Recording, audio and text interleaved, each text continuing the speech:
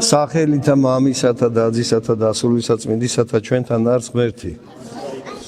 დიდება და მადლობა ღმერთს ყველაფრისათვის, რომელსაც რომ გვიგზავნის ჩვენ. განსაცდელი იქნება ეს, გამარჯვება იქნება. თუ კი რაიმე სასიხარულო ამბავი გვესმის, ან თუ რაღაცა სამძიმო, ყველაფერის მომცემელი, წარმომგზავნელი ღმერთია. მოციქული აი დღევანდელ სახარებაშიც როგორ ამბობს, ხო? დაუწყით რამე თუ არა განმართლდეს კაცი საქმეთაგან სჯულისათა, გარნა სარწმუნოებით და იესო ქრისტესითა. და ჩვენ იესო ქრისტეს მიმართ გვრწმენა, რათა განმართლდეთ სარწმუნოებით და ქრისტესითა და არა საქმეთაგან სჯულისათა. სხვაგან კიდე უფალი ამბობს და მოციქულებიც, რომ სარწმუნოება საქმის გარეშე მკვდარია. მანახე საქმე შენი და გეტყვი როგორი რწმენა გაქვს. მოციქული ამბობს, თუ გინდ ხორცი მივცე დასაგლეჯად, თუ გინდ მთელი ქონება დავარიგო მოწყალებად, თუ გინდ სასწაული აღვასრულო, მაგრამ სიყვარული არ გქონდეს, მაშინ, ანუ რწმენა, მაშინ ერთი ჟღარულნა რკინის, სპილენძის ნაჭერი ვარ. და ყოველთვის გვახსენოს უფალი. სული წმინდის ნიჭი რა არის? პირველ რიგში ასახელებს სიყვარულს. მერე მოსდევს სიყვარულს სიხარული, იმიტომ რომ სიყვარულის გარეშე სიხარული არ არის.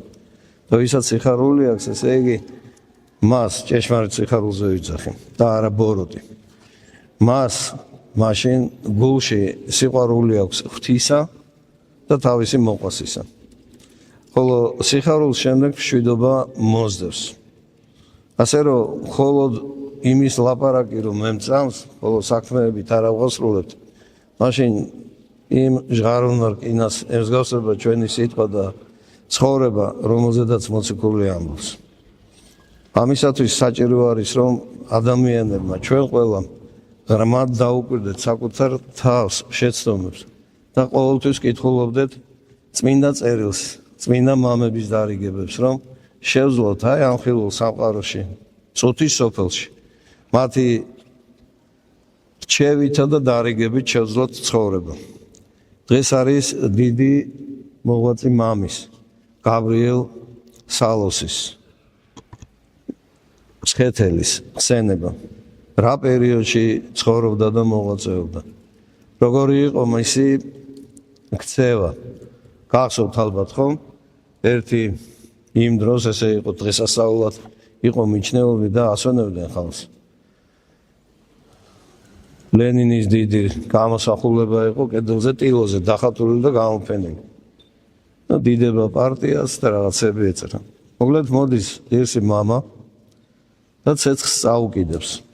ეს ჩათვალეთ არის მსგავსი იმ მოწამეობრივი ნაბიჯისა, რომელსაც დღეს მეორე წმინდანის ხსენებაა, არტემიოს დიდი, რომელიც იყო რომის იმპერიაში წმინდა გიორგის პერიოდია, მეოთხე საუკუნეა, რაღაც 50 წელია განსხვავება. და გააგზავნია დიდი ქალაქის, ასე ვთქვათ, მეფის ნაცვლად. და იქ ხელს უწყობს, რადგან თავად არის ქრისტიანი, ქრისტიანულ თემს აშენებს სახლებს, ტაძრებს, ღვთისმსახლებს და ყველანაირად შეეწევა ქრისტიანებს. ოღონდ ეს არაა, თქვათ, მიკერძოებულად. ყოველთვის ცდილობს, რომ იყოს შფოთის გარეშე. და აი, იმპერატორი გაიგებს, რომ თურმე მისი მეფის ნაცვალი იმპერატორის მოადგილე ქრისტიანია და ქრისტიანებს ეხმარება.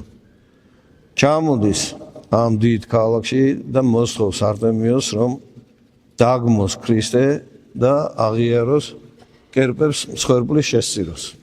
რაზედაც უარს იღებს და ამის სანაცვლოდ მოწამეობრივ ასასრულს მიიღებს იმპერატორის ჯალათებისაგან. ისე მამა გაბრიელი იმედით, სასოებით ის მილიციელები, რომლებიც მას ტანჯავდნენ ციხეში, ისინიც კი გააკვირვა და ალბათ მოაქცია კიდეც. წერის გაპარსვა მოუნდომეს და უთხრა რომ არ გაეკეთებიათ ეს, რადგან ერთი დასჯიდა. არ დაუჯერეს და გაშეშდნენ ისინი და მაშინ კი შეინანეს, შენდობას თხოვეს. გამოუშვეს საპრობილიდან და მთელი ცხოვრება როგორც სალოსი ღვთისთვის, ასე ვთქვათ.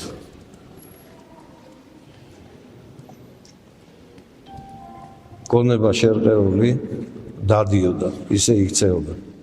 მაგრამ ბევრი ადამიანისათვის იყო მაგალითი. და ხშირად პატრიარქთა, როდესაც თქვათ, მსახურებაზე მიდიოდა, სხვები იშფოთავდნენ, მაგრამ პატრიარქი მას ყოველთვის ესეთი დაფარული პატივით ეპყრობოდა. დაფარულით რატო? იმიტომ რომ მანამდე არავის არ ეცნობა თუ ღვთის წინაშე ვინ იყო და როგორი იყო. საეკლესიო წმინდანთა ცხოვრებიდან ერთი ესეთი შემთხვევა არის.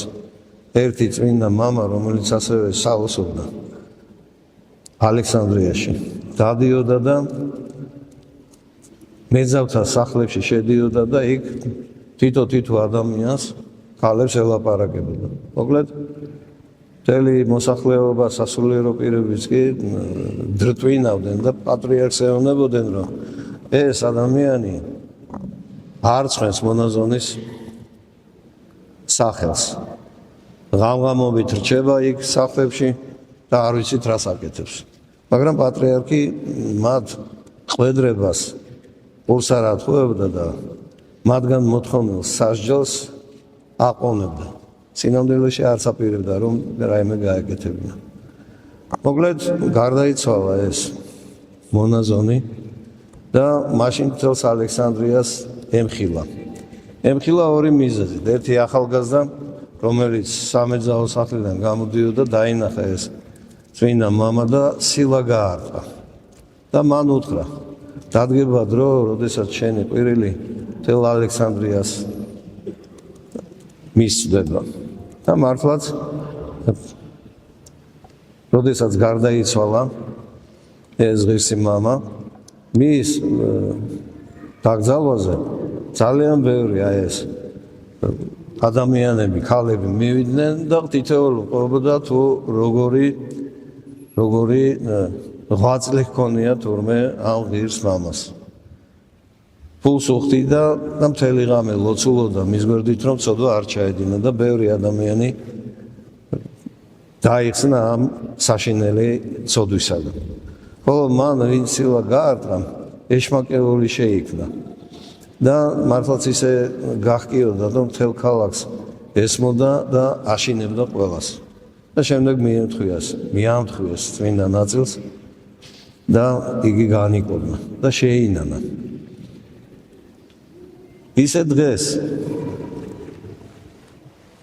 უფალი გვეუბნება, სარწმუნოება საქმის გარეშე მკვდარია. საქმე რა არის ჩვენი? სიყვარული, სიხარული, მოთმინება, სულგრძელება, ლოცვა, მყუდროება, მარხვა. ეს თითქოს ძალდატანების გარეშე ყველა ქრისტიანმა უნდა თავისუფლად გააკეთოს. მაგრამ თავისი იძულების გარეშე ეს უბრალო საქმეც კი ღვთის შეწევის გარეშე არ გამოვა. აკი ამბობს უფალი, დოგვის მარცვლის ოდენა რწმენა რო გქონდეთ, ყველაფერი შესაძლებელი არის. მთას რო უბრძანოთ გადადგება ერთი ადგილიდან მეორე ადგილზე. ღმერთს თხოვოთ, ღირს მამა გაბრიელს თხოვოთ, რომ მისი ლოცვით დიდმოწამე არტემიოს, რომ წმინდანების ლოცვით ღმერთმა მოგცეს ჩვენ ყველაზე მთავარი საკუთარი თავის დანახვა, ისეთები როგორებიც ვართ. ვინ საკუთარ თავსაც არ უტყდება, რომ დანაირია, მასთან საქმე არც თუ ისე კარგადაა. საკუთარ თავთან როცა რომ მარტო დარჩება ადამიანი, მაშინ უნდა ჩაუღრმავდეს თავის შინაგანს, გულს, გონებას და მაშინ თუ კი გულშეძრული ღმერთს დახმარებისთვის მიმართავს, ღმერთი მას აუცილებლად დაეხმარება. მადლობა ღმერთს ყველაფრისათვის და იმ შუამდგომელი წმინდანებისათვის, რომელსაც ყოველთვის გვიგზავნის. დღეს მას ესეთი სასიხარულო ამბავი უწყება. დღევანდელ წირვას ესრებიან სოფელ ლაფანყურის სალოტვარო სკოლის პატარა გუნდი ანსამბლი ფერხისა და პირველად ასე ვთქვათ შევხვდი მათ მოვისმინე მათი გალობა და გუნდის წევრებს და მათ ხელმძღვანელს ეძლევათ ლოცვა-კურთხევა თუ შეძლებიან ყოველ კვირას მსახურებაზე და მე მგონია რომ შეძლებენ უნდა იარონ და როგორც დღეს იმსახურეს, ანუ რა საგალობლები შეასრულეს, ის საგალობლები კარგად გადაიმეორონ და ყოველ მსახურებაზე, კვირის მსახურებაზე ექნებიან თანამსახურნი ჩვენი. ულოცავ გუნდის ახალგაზრდა ნორჩ მაწვილებს ამ ჯილდოს და გუნდის ხელმძღვანელს. და თქვენ ყველას, იმიტომ რომ ვფიქრობ, ძალიან ბევრი ბავშვი დადის ჩვენთან და მათი შემხედვარე მათაც მოუნდებათ ღვთისმსახურება ზოგს გალობით, ზოგს სტიქაროსნად, ზოგს მედავითნეობით, ასე რომ ხელმძღვანელს ულოცავ თავისი აღსაზრდელების ამ დამსახურებულ ჯილდოს და ყოველ კვირას გეძლევათ ლოცვა-კურთხევა ჩვენთან ერთად მსახურებისა. ჩვენთან არის ღმერთი.